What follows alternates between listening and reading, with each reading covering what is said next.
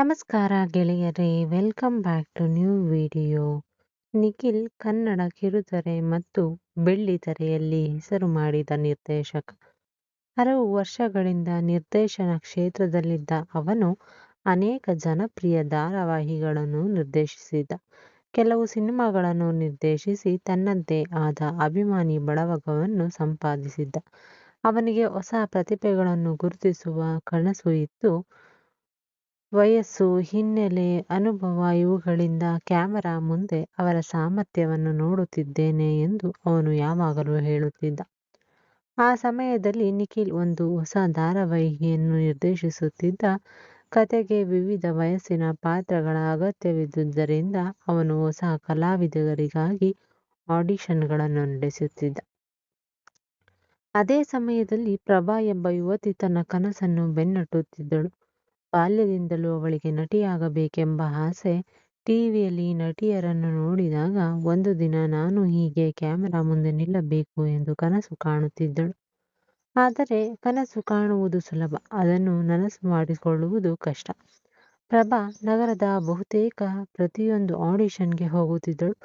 ಜಾಹೀರಾತು, ಕಿರುಚಿತ್ರ, ಧಾರಾವಾಹಿ, ಸಿನಿಮಾ ಯಾವ ಅವಕಾಶ ಸಿಕ್ಕರೂ ಪ್ರಯತ್ನಿಸುತ್ತಿದ್ದಳು. ಆದರೆ ತಿಂಗಳುಗಳು ಕಳೆದರೂ ಯಾವುದೇ ಅವಕಾಶ ಸಿಗಲಿಲ್ಲ. ಒಂದು ದಿನ ಅವಳ ಸ್ನೇಹಿತೆ ಒಂದು ಮಾತು ಹೇಳಿದಳು.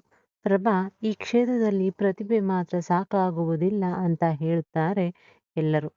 ಕೆಲವರು ನಿರ್ದೇಶಕರ ಜೊತೆ ವೈಯಕ್ತಿಕ ಸಂಬಂಧ ಇಟ್ಟುಕೊಂಡರೆ ಮಾತ್ರ ಅವಕಾಶ ಸಿಗುತ್ತದೆ ಅಂತ ಹೇಳ್ತಾರೆ. ಪ್ರಭಾಳ ಮುಖ ಬದಲಾಯಿತು. ನನಗೆ ಆ ರೀತಿ ಅವಕಾಶ ಬೇಡ. ನಾನು ನನ್ನ ಪ್ರತಿಭೆಯಿಂದ ನಟಿಯಾಗಬೇಕು. ನಾನು ನಿನ್ನನ್ನು ಒತ್ತಾಯಿಸುತ್ತಿಲ್ಲ, ನಿನಗೆ ತಿಳಿದಿರಲಿ ಅಂತ ಹೇಳಿದೆ ಎಂದಳು ಸ್ನೇಹಿತೆ. ಆ ಮಾತು ಪ್ರಭಾಳ ಮನಸ್ಸನ್ನು ನೋಯಿಸಿತು. ಆದರೆ ಅವಳು ತನ್ನ ನಿರ್ಧಾರದಲ್ಲಿ ದೃಢವಾಗಿದ್ದಳು. ತನ್ನ ಕನಸಿಗಾಗಿ ತನ್ನ ಸ್ವಾಭಿಮಾನವನ್ನು ಮಾರಿಕೊಳ್ಳುವುದಿಲ್ಲ ಎಂದು ಅವಳು ತನ್ನೊಳಗೆ ಹೇಳಿಕೊಂಡಳು. ಕೆಲವು ದಿನಗಳ ನಂತರ ನಿಖಿಲ್ ನಿರ್ದೇಶಿಸುತ್ತಿದ್ದ ಹೊಸ ಧಾರಾವಾಹಿಯ ಆಡಿಷನ್ ಬಗ್ಗೆ ಅವಳಿಗೆ ಮಾಹಿತಿ ಸಿಕ್ಕಿತು. ಅವಳು ಮತ್ತೆ ತನ್ನ ಫೈಲ್ ಹಿಡಿದು ಆಡಿಷನ್ ಸ್ಥಳಕ್ಕೆ ಹೋದಳು. ಅಲ್ಲಿ 100 ಜನ ಅಭ್ಯರ್ಥಿಗಳು ಇದ್ದರು. ಕೆಲವರು ಅನುಭವಿಗಳಾಗಿದ್ದರು, ಕೆಲವರು ಹೊಸಬರು. ಪ್ರಭಾಳ ಸರದಿ ಬಂದಾಗ ಅವಳು ಕ್ಯಾಮರಾ ಮುಂದೆ ನಿಂತಳು. ನಿಖಿಲ್ ಅವಳ ಅಭಿನಯವನ್ನು ಗಮನದಿಂದ ನೋಡಿದ. ಅವಳಲ್ಲಿ ಒಂದು ಸಹಜತೆ ಇತ್ತು. ಸಂಭಾಷಣೆ ಹೇಳುವಾಗ ಅತಿಯಾದ ನಾಟಕೀಯತೆ ಇರಲಿಲ್ಲ. ಕಣ್ಣಿನ ಭಾವನೆಗಳು ಸಹಜವಾಗಿದ್ದವು. ಆದರೆ ನಿಖಿಲ್ಗೆ ಅವಳ ಅಭಿನಯದ ಜೊತೆಗೆ ವೈಯಕ್ತಿಕ ಆಕರ್ಷಣೆಯೂ ಮೂಡಿತು. ಅವನ ಮನಸ್ಸಿನಲ್ಲಿ ವೃತ್ತಿಪರ ದೃಷ್ಟಿಯ ಜೊತೆಗೆ ವೈಯಕ್ತಿಕ ಆಸೆಯೂ ಬೆಳೆಯುತ್ತಿತ್ತು. ಅವನು ಪ್ರಭಾಳಿಗೆ ಮತ್ತೊಂದು ದೃಶ್ಯ ಮಾಡಲು ಹೇಳಿದ. ಅವಳು ಮತ್ತೆ ಅದ್ಭುತವಾಗಿ ಅಭಿನಯಿಸಿದಳು. ನಿಮಗೆ ಹಿಂದೆ ಯಾವುದಾದರೂ ಅನುಭವವಿದೆಯಾ ಎಂದು ನಿಖಿಲ್ ಕೇಳಿದ. ಇಲ್ಲ ಸರ್, ಬಹಳ ದಿನಗಳಿಂದ ಆಡಿಷನ್ ಕೊಡುತ್ತಿದ್ದೇನೆ. ನಿಮಗೆ ನಿಜವಾಗಿಯೂ ನಟಿಯಾಗಬೇಕೆಂಬ ಆಸೆ ಇದೆಯಾ? ಹೌದು ಸರ್, ಇದು ನನ್ನ ದೊಡ್ಡ ಕನಸು. ನಿಖಿಲ್ ಸ್ವಲ್ಪ ಯೋಚಿಸಿ, ನಿಮ್ಮಲ್ಲಿ ಸಾಮರ್ಥ್ಯ ಇದೆ ಎಂದನು. ಕೆಲವು ದಿನಗಳ ನಂತರ ಪ್ರಭಾಳಿಗೆ ಫೋನ್ ಬಂತು. ನಿಮ್ಮನ್ನು ನಮ್ಮ ಧಾರಾವಾಹಿಯ ಪ್ರಮುಖ ಪಾತ್ರಕ್ಕಾಗಿ ಆಯ್ಕೆ ಮಾಡಿದ್ದೇವೆ. ಅವಳಿಗೆ ಆ ಮಾತು ನಂಬಲಾಗಲಿಲ್ಲ. ನಿಜವಾ ಸರ್? ಹೌದು. ಪ್ರಭಾಳ ಕಣ್ಣುಗಳಲ್ಲಿ ಸಂತೋಷದ ಕಣ್ಣೀರು ತುಂಬಿತ್ತು. ಅವಳು ತನ್ನ ಕುಟುಂಬಕ್ಕೆ ಕರೆ ಮಾಡಿ ಸುದ್ದಿ ತಿಳಿಸಿದಳು. ಬಹಳ ದಿನಗಳ ನಂತರ ಅವಳ ಕನಸು ಒಂದು ಹೆಜ್ಜೆ ಮುಂದೆ ಬಂದಿತ್ತು. ಆ ಅವಕಾಶಕ್ಕೆ ಅವಳು ನಿಖಿಲ್ಗೆ ತುಂಬ ಕೃತಜ್ಞಳಾಗಿದ್ದಳು. ಮೊದಲ ದಿನ ಶೂಟಿಂಗ್ಗೆ ಹೋದಾಗ ನಿಖಿಲ್ ಅವಳಿಗೆ ಸಾಕಷ್ಟು ಮಾರ್ಗದರ್ಶನ ನೀಡಿದ್ದ. ಕ್ಯಾಮರಾ ನೋಡಿ ಹೆದರಬೇಡಿ, ನೀವು ಪಾತ್ರಗಳಲ್ಲಿ ಬದುಕಬೇಕು, ಡೈಲಾಗ್ ನೆನಪಿಟ್ಟುಕೊಳ್ಳುವುದು ಮಾತ್ರ ಅಭಿನಯವಲ್ಲ ಎಂದು ಅವನು ಹೇಳುತ್ತಿದ್ದ. ಪ್ರಭಾ ಅವನ ಮಾತುಗಳನ್ನು ಗೌರವದಿಂದ ಕೇಳುತ್ತಿದ್ದಳು. ನಿಧಾನವಾಗಿ ಅವಳ ಅಭಿನಯ ಸುಧಾರಿಸಿತು. ಧಾರಾವಾಹಿ ಪ್ರಸಾರವಾಗಲು ಆರಂಭಿಸಿದ ನಂತರ ಪ್ರಭಾಳಿಗೆ ಜನಪ್ರಿಯತೆ ಸಿಗತೊಡಗಿತ್ತು. ಅವಳ ಅಭಿನಯವನ್ನು ಪ್ರೇಕ್ಷಕರು ಮೆಚ್ಚಿದ್ದರು. ಅವಳಿಗೆ ತನ್ನ ಕನಸು ನಿಜವಾಗುತ್ತದೆ ಎಂಬ ಸಂತೋಷ.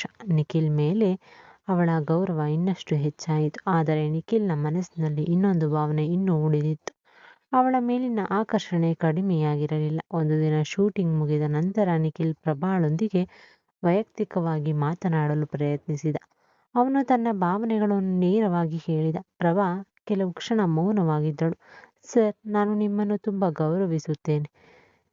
ಈ ಅವಕಾಶ ಕೊಟ್ಟಿದ್ದಕ್ಕೆ ನಾನು ಸದಾ ಕೃತಜ್ಞಳಾಗಿರುತ್ತೇನೆ. ಆದರೆ ನಮ್ಮ ವೃತ್ತಿಪರ ಸಂಬಂಧ ಬೇರೆ.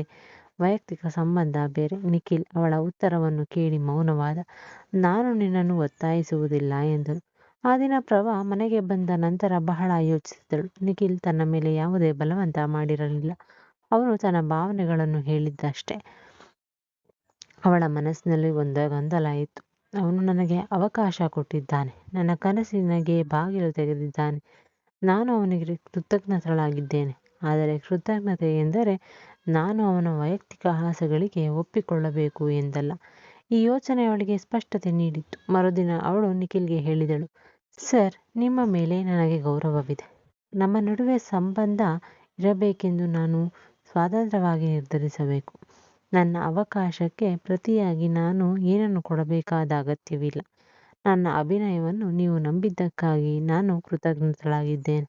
ನಿಖಿಲ್ ಅವಳ ಮಾತನ್ನು ಶಾಂತವಾಗಿ ಕೇಳಿದ. ಆ ಕ್ಷಣದಲ್ಲಿ ಅವನಿಗೆ ಒಂದು ವಿಷಯ ಅರ್ಥವಾಯಿತು. ಅವಳಿಗೆ ಅವಕಾಶ ನೀಡಿರುವುದು ತನ್ನ ವೃತ್ತಿಪರ ನಿರ್ಧಾರವಾಗಿರಬೇಕು. ಅದಕ್ಕೆ ಪ್ರತಿಯಾಗಿ ದೈಹಿಕ ವೈಯಕ್ತಿಕ ಹಕ್ಕು ನನ್ನದಾಗುವುದಿಲ್ಲ. ನೀನು ಸರಿ ಹೇಳುತ್ತಿದ್ದೀಯಾ ಎಂದನು. ಆ ಮಾತಿನ ನಂತರ ಅವರ ಸಂಬಂಧದಲ್ಲಿ ಒಂದು ಹೊಸ ಗೌರವ ಮೂಡಿತು. ಆದರೆ ಇಬ್ಬರ ನಡುವಿನ ಆಕರ್ಷಣೆ ಸಂಪೂರ್ಣವಾಗಿ ಮಾಯವಾಗಲಿಲ್ಲ. ಕೆಲವು ತಿಂಗಳ ನಂತರ ಅವಳು ತಮ್ಮ ಭಾವನೆಗಳ ಬಗ್ಗೆ ಮತ್ತೆ ಮಾತನಾಡಿದಳು. ಈ ಬಾರಿ ಪ್ರತಿಭಾ ತನ್ನ ಮನಸ್ಸನ್ನು ಹೆಚ್ಚು ಸ್ಪಷ್ಟವಾಗಿ ಅರಿತುಕೊಂಡಿದ್ದಳು. ಅವಳಿಗೆ ನಿಖಿಲ್ನ ಮೇಲೆ ವೈಯಕ್ತಿಕ ಆಕರ್ಷಣೆ ಇತ್ತು.